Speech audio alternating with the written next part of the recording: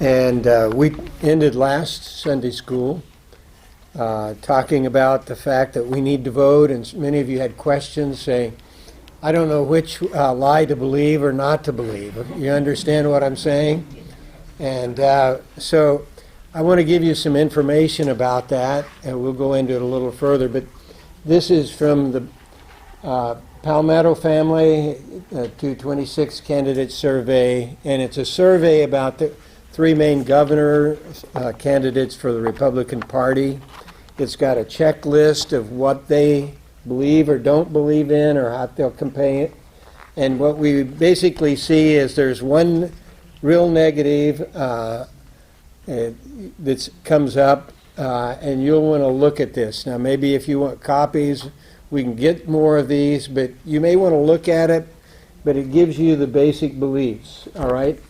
Shelley Hamilton also has on her Facebook a research that she's done, and she's the mother-in-law of Adam Morgan, who was announced is going to be running with one of the candidates, Ralph Norman, for governor, to be his lieutenant governor, serving with him. Of course, you that are here know Adam Morgan's one of our church members, head of Majesty Music, Pat's the Pirate.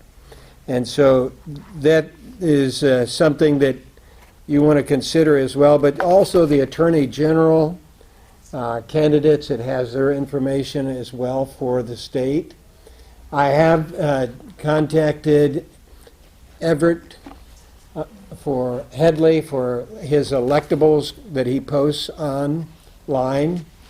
He says he hasn't done it yet. He's been running very busy, but he hopes to get it up this week. So I would encourage you to keep looking at that site. It's Everett's Electables. Do I need to write that down, or do you need that? If we do, we can put it on the board here for you afterwards. But Shelley Hamilton has done her research on the different candidates in the upstate. I've also contacted Tom Beach, who's a personal friend that is one of our representatives to the state Congress, and so we're trying to get you more information. We'll have it by next Sunday. The voting day is the 9th. Remember that. It's the 9th. So we've still got one more Sunday to get you information, but you can go out and look, and maybe Everett will get his up and running this week, Everett's Electables. You can go to Shelley's Facebook page, and she has it listed out. She's researched all of these different candidates that you may have to be voting for. So you can go look at that ahead of time as well. So we're going to get you as much information as possible. We're going to try and get other people in the church the information as well. Any questions about that? Okay, Mark chapter 12. We're going to read in the Synoptic Gospel. I think we have not read about this incident. It says in Mark's Gospel, chapter 12, and verse 13. And by the way, we talked last week about the guy that went to a place where he met an old classmate from years back, and he said the classmate had gotten so old that he couldn't even remember who he was. Okay, didn't recognize him as one of his classmates, but somebody looked in the mirror as an elderly person, like some of us are, and was just upset as all get out. Says they don't make mirrors as good as they used to. And some of you have that experience. I remember when I first, about age 49, was looking at a prayer card. I was praying for a mission team that was going out from the university with the names there, and I couldn't read all the names, and I said, these printers anymore don't make the cards where they're legible to read, and it was all that printer's fault. And then I began to realize, hey, it's your eyes. And so we can blame everybody, can't we? The mirror manufacturers, the printers, whatever. And before we forget this, I do need to say happy birthday to you guys, too. It's been a couple of days past, Both of you are 59 again, weren't you? Okay. But we want to look at this in Mark chapter 12. And it says, "And they send unto him certain of the Pharisees and of the Herodians to catch him in his words." That's Jesus. "And when they were come, they say unto him, Master, we know that thou art true and carest for no man." That is, don't show partiality. "For thou regardest not the person of men," or the face of men, literally is what that word person in the Greek means, "but teachest the ways of God in truth. Is it lawful to give tribute to Caesar or not?" Now the Pharisees, as we saw last week, we said they hated the government, the Roman government, and they didn't believe you should give to those pagans money. They weren't going to pay the taxes. So they're one of the representatives. But the Herodians were on the other side of it. They were supportive of the Roman government. And as long as Herod, one of theirs, of the country of Edom, or Idumeans, was in power in one of those precincts, they were happy campers. Okay? So we've got two opposites. It's one of those things, it's like a guy was asked, should I get a vaccination for this particular virus that has showed up on the world? And you know what it was? COVID. Preachers get asked that kind of question. Should I? There's no way that you can answer that question without getting in trouble with someone as a preacher. The wise preacher, what does he do? He says, go home and pray about it and ask the Lord what he wants you to do. You understand? So there are some that you don't try to answer. Well, that's what they're trying to do with Jesus. So they say, is it lawful to give tribute to Caesar or not?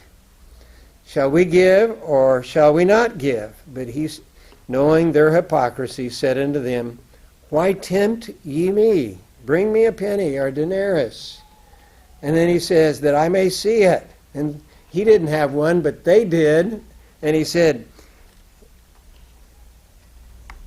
who is this image and superscription? And they said unto him, Caesar's. And Jesus answering said unto them, render to Caesar the things that are Caesar's, and to God the things that are God's. And they marveled at him. Now, if you don't have one of our handouts, would you raise your hand for this lesson? Does somebody need a handout? Richard has some. Okay, we have 4 people right here, about 3 over here. And we are talking about the subject, what should Christians' responsibility be to this state or Caesar? And what is the Christian's responsibility to God in relationship to the two of them? How does that match up? And so what he really did this day, he said, hey, you're asking me, this is Caesar's money. He believes even though when it's in circulation, it belongs to him. And so it has his image on it. And on the one side of it, there is the inscription, Caesar is Lord. Okay? In the sense, it says, such and such is divine or son of God, that is son of Augustus. Because this was Tiberius, his image was on this denarius at this time. He was the Caesar. And he was the son of Augustus. And so Caesar Augustus was divine, was God, had been confessed as by all lawful citizens to have their libellus, a certificate that they were a true Caesar citizen or a Roman citizen. They had confessed that Caesar was Lord and had done a pagan offering to the pagan gods, a pinch of incense on an altar. And when they did that, they got a certificate, not a Sunday school certificate, but a Roman government certificate, okay? And so if you've done that, so that's what the question really comes about. He says, this belongs to Caesar. Give it to him. Pay taxes. He says, but render back to God, to his image. And that's your soul is made in the image of God. And he is the one that wants you to return back your soul and conscience to him and give him worship and service. So 2 different images. And so what did we say last week that we should do for the government? We're going to talk about that a little further today. What was number 1? Do you remember? By the way, these are gray boards. They're not white boards, all right? These have been worked on this week, and they're still as bad as they were. We're going to get some new ones. We are to pay taxes, okay? Romans 13. That's very clear that he says, honor to whom honor, tribute to whom tribute is due. So pay. And obey. Okay, and once again, that's Romans 13. There are other passages that say that. 1 Peter 2 and verse 13. That's another one. Submit to every ordinance of God for the Lord's sake. Do it as an act of love to the Lord, but you're doing it in obedience to God, and you obey. And then we said pray, didn't we? Remember that? Can anybody give me a passage of Scripture that says that? 1 Timothy 2. It says, I will therefore that men pray everywhere, lifting up hands without wrath and doubting, and that's in verse 8. But verse 1 says, I exhort therefore, first of all, supplications, prayers, intercession, and giving of thanks be made for all men. And he talks about the kings, those leaders specifically. And he says, I wish that everyone would be saved as God's will. So you pray for their salvation, but you'll pray for them that they'll let you live a quiet and peaceable life in all godliness. He says, you're praying for your benefit when you pray for them, but you pray for their benefit as well. So praying for them. Now, we said also last week, another a say. Now, what does a say mean? Anybody want to make a comment about that? To evaluate something? Yeah, to evaluate, exactly. Evaluate. If you take metal and you do an assessment on it, you are trying to detect the different minerals or metals, the purity of them, etc. But when it comes to evaluating circumstances or a situation.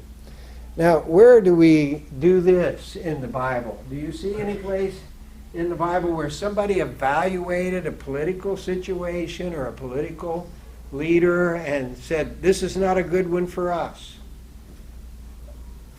Pastor, I'm thinking the Old Testament where the 2 midwives, Okay? Pharaoh, of course, wanted the Jewish kids. Okay, they evaluated the action was wrong, okay? All right? There's also one in Acts where more or less God evaluated, and then all the people were saying, oh, this guy's like God, and God struck him with worms. Acts chapter 12, there at Caesarea by the sea. And he got struck dead, didn't he? Because he took the glory from God. All right? Okay, well, God saved that one and took care of it, all right? They didn't. The people that are following him. The one I like is Old Testament. Mordecai. Hey, this guy that is wanting us to all die, he's not a good politician. Let's do something about it. You remember? And Esther stepped in and helped on that. Now, there's along that you evaluate whether this is the right politician, but you also say, now what do you mean by say? Hey, we get a vote. Who voted in that case with Mordecai? Esther did. She's the queen, and she has the power to vote with her husband. Okay?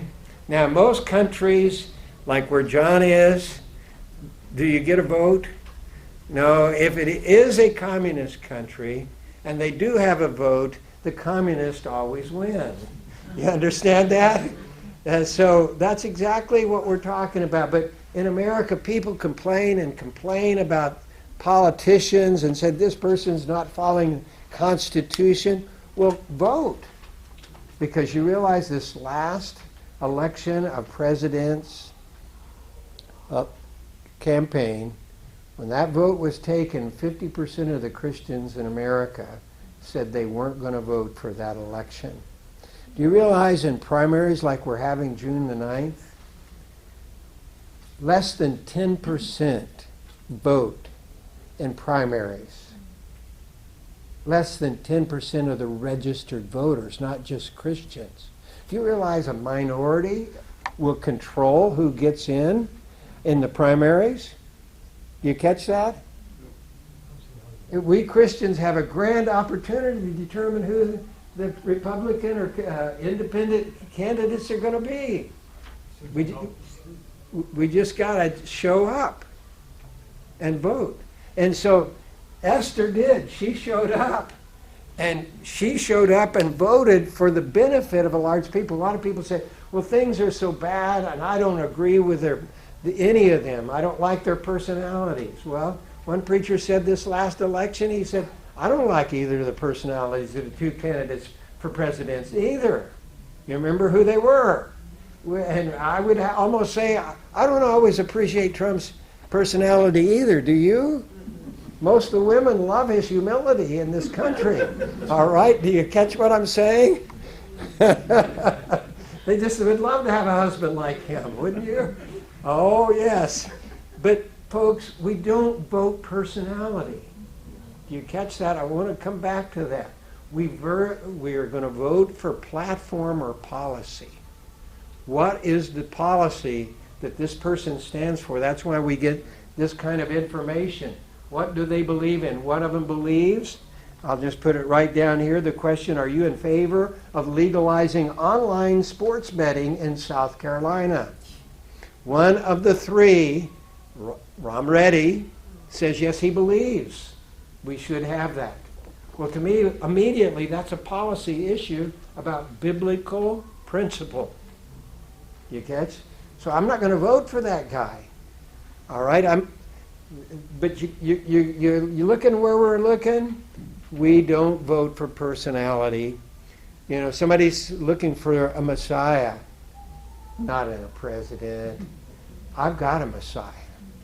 All right? And I'm satisfied with the Messiah I have. We're not looking for a Savior. Jesus Christ is a great Savior, and no president is going to save us, all right? Somebody comes along and says, well, I'm looking for a pastor-like guy, you know? He's got to be qualified like a pastor. Hey, I've got a good pastor here at Morningside, even like myself. No, I'm just kidding, all right? Okay? But you catch what I'm saying. No, we're not. We're looking for a commander-in-chief is what we're looking for. And that's what we're voting for, and we want to know, what does he stand on as far as war? Does he believe that we should ever go to war? Or she? You catch what I'm saying? You're looking at those kind of things that a commander-in-chief is supposed to be. So we say we vote, and Esther did, and we should cast our vote. Every one of us should be at the primaries as well as the regular elections. Okay? Anything else we ought to do for these? Pray. Okay, we've got pray here, we've got to say, we've got say. How about praise? Hey, wouldn't that be something if a political person ever got praised? Hey, when's the last time you thanked a politician for something they did? For just serving, giving their time. Oh, you say, teacher, you've left teaching and gone to meddling. You've gone to preaching is what you've done. You understand what I'm saying? Hey, we ought to be thankful. We ought to express our appreciation to our pastor. You know, pastors get a lot of conflict. And they get a lot of stuff they have to deal with. It's ugly at times. But when they do good, Why don't we thank them? Politicians as well. How about parents? Yeah, I'm for that too. How about grandparents? How about great-grandparents? I think they ought to be. By the way, ladies, we just had our first great-grandchild, my wife and I. That's why we're... Okay. But you got it? Praise. Now, can you think of any place in the Bible where that is done?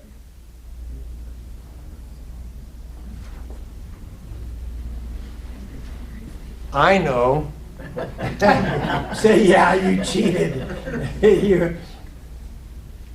Paul is standing before a government leader and says, you know these things and you have an appreciation and you understand these things. He commended them. He wasn't flattering them. He was saying, you got your act together in this matter and I'm appealing to you on it. Acts 26:3. Somebody want to look that up and read it for us? I'm going to write another one down.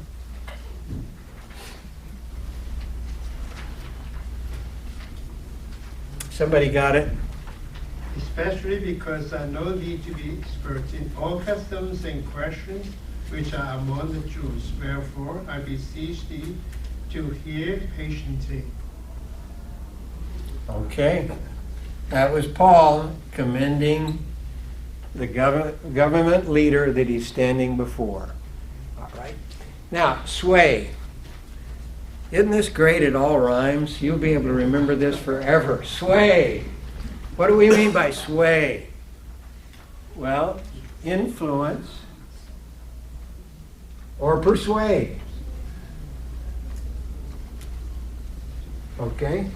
Should we ever go to a politician and say, hey, would you consider this? Exactly. We can sit in our homes and say, I hate this and I don't like that, and we can complain, but the politician hasn't heard it. And so we ought to do that. And anybody think where this was done? Okay, I know I'm giving you a Bible test today, and this is a pretty big one. I mean, we're having a quiz on the whole Bible today. Nathan with David. Nathan with David, exactly. Spiritually appealing to him. Not necessarily, well, it would have affected the realm of his rule if he kept doing what he was doing. So that was a good one. Nathan in 2 Samuel 12 is a good place to go look. Any others?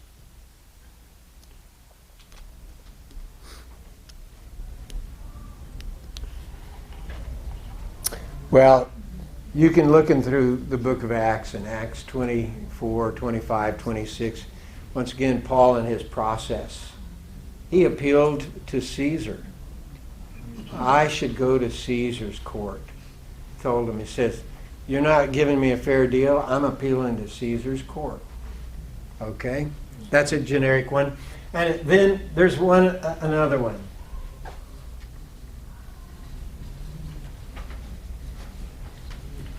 Campaign. Now, that doesn't quite rhyme the same way, but I had to put it in, all right? Campaign. And who is campaigning in Scripture? Nehemiah. Stop and think about him. He's sickly, and the king says, why are you this way? This is nothing but sadness of heart. That was a death penalty issue. And he says, it's my people in Jerusalem. And there's a need for them. And he gets the appeal to become the leader to go straighten out the walls in Jerusalem. Okay, campaign. We've got a person right now that's coming up campaigning for lieutenant governor with Ralph Norman. Adam, I appreciate a young man like that. A busy schedule, but he wants to serve. He wants to serve our people. We need to support people that are campaigning like that. And maybe some of you need to pray about this. I'm going to give a story. Some of these Colorado people will appreciate this. Ed Nelson literally as a pastor at one time in his life wanted to be a politician. Then he got saved, all right? and God led him into evangelism and church planting, and South Sheridan Baptist Church was established, a large work. But, he got to noticing that the people that were running the local precincts were not believers. There was problems going on, things that were being proposed that the people would be surprised in his own church if they knew what was coming down the pike politically in Denver. And so what he did, he started encouraging people whenever the primaries, the precincts for the primaries started forming, you go to your local precinct and you get elected. Vote one another in your district. And so what happened to these Republican precincts all through Denver ended up with a bunch of South Sheridan leaders of it. Isn't that what happened? Sure, you ask these folks. They ended up as the leaders in Denver. And what happened, it just started a movement of new conservative leaders in Denver and in Colorado. Now that's no longer being done. And Denver is one of the most liberal places. It is now second to California as liberal, all right? But it was through a church decided to do this that it just changed the tenor of the political situation in Colorado.